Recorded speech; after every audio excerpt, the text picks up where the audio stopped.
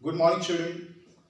Today we are going to learn one beautiful poem composed by a great, noted, and distinguished poet, Robert Frost. Robert Frost is very popular in England and America. He has written many poems, and mostly he has depicted or revealed the rural life and basically daily life situations, what the human beings feel in their daily life.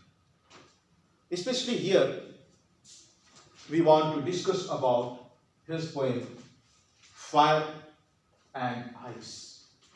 My dear children, fire and ice are the symbolism that have been used by the poets here. Fire is the symbol of passion. Here, fire is the symbol of passion, desire, ambition, and to achieve many things in the life. And here, ice is the symbol of hatred, cruelty, jealousy, gluttony, greed. And in this way, the poet wants to say about his feelings about the end of the world, how this world will end because of this fire and ice.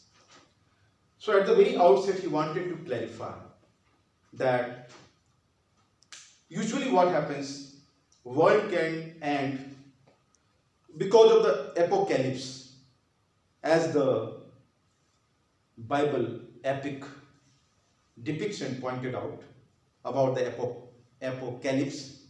It means doomsday.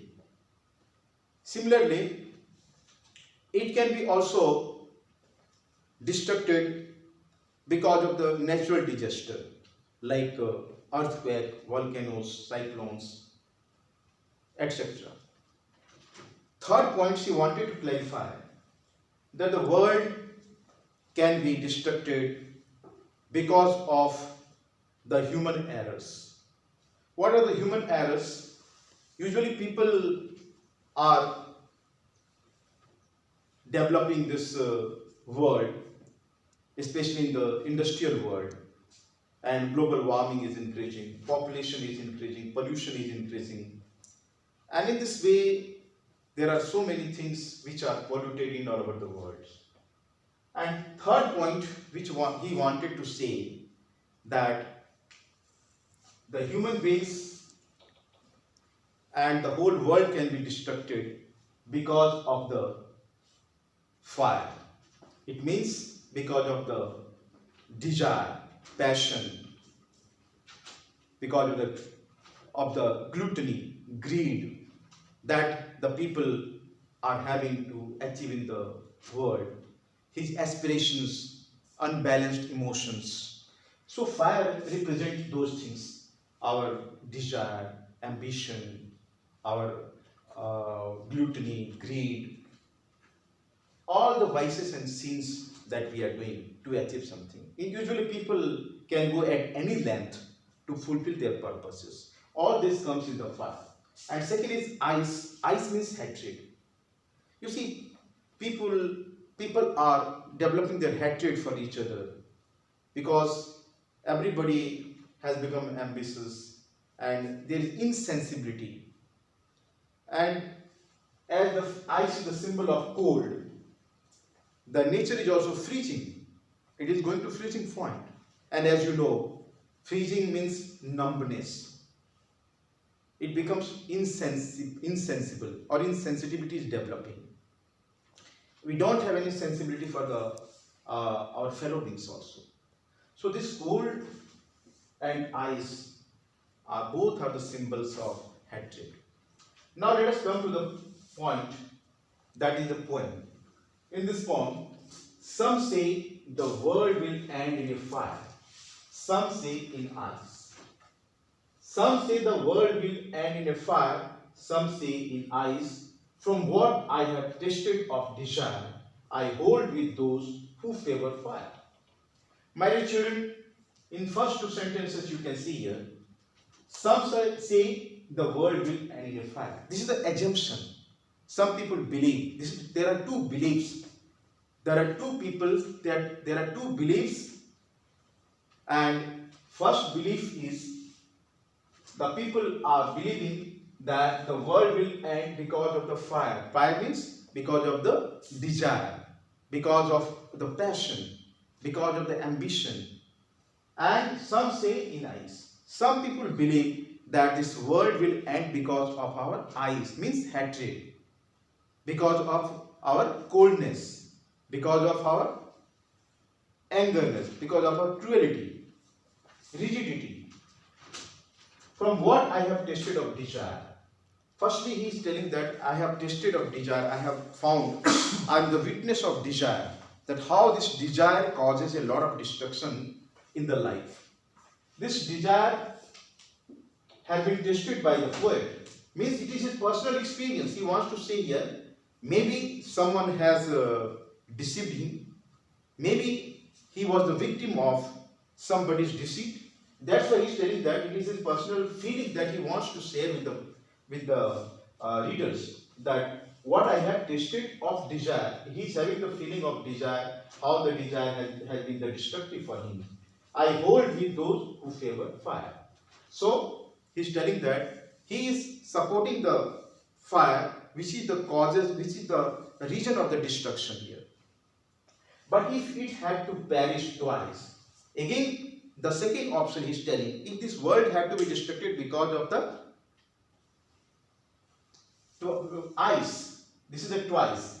If twice this world has to be destructed, what will happen? I think I know enough of hate. If this world is going to be destructed twice, it will be the reason of hate. Hate will be the main cause of the reason. Here, to say that for destruction ice is also great and would suffice. To say that for destruction ice, so ice will be the cause of the destruction, hatred will be the cause of destruction, and that is also great, and that is also sufficient to devastate and destruct this whole world. So overall the poet wants to say that this hatred and the desire, this fire and the ice, both are sufficient to destroy this whole world. So overall the poet wants to come to the conclusion that if the people wants to save this world, he wants to send his message, he wants to predict that if the world has to be saved, we have to be very cautious, and we have to remove this hatred and this desire, maximum desire that we are thinking to get it. And usually people can go at any length to fulfill his purposes. They forget the human values. That internal values, they forget it. They forget about their inner self-development. And all of you know how this world wars, first and second, had brought a lot of destruction and devastation beyond the comprehension of the human compass. And if in this time, at this nuclear age, if the third world war comes, what will happen to this world? It won't be the third world war. It will be the last world war. The whole humankind will be destructed. Not only destructed, but will be wiped out of this planet. And if somehow, if ant-type creature, very small creature, if a small ant creature might survive, they will sing elegies in their own language that once there lived a two-legged creature named man, who could fly like birds in the sky, who could swim like fishes in the deep sea, who could conquer the distance, who could conquer the time. But unfortunately, they could not live like a man on this earth. Unfortunately, they could not live like a man on this earth. So this is the dilemma that poet wanted to clear here. He wants to clear very vividly that if we want to survive in this world, you see a small example recently, the burning topic about the coronavirus. How this coronavirus had created a big problem in all over the world. How this world is suffering because of this small virus. So my dear children, a spark neglect burns the house. If you neglect single spark, it can burn the whole house. It can, as single virus is creating a problem in the whole world. Let us understand the gravity of the situation. Let us understand the intensity of the time. Let us understand the demands of the circumstances.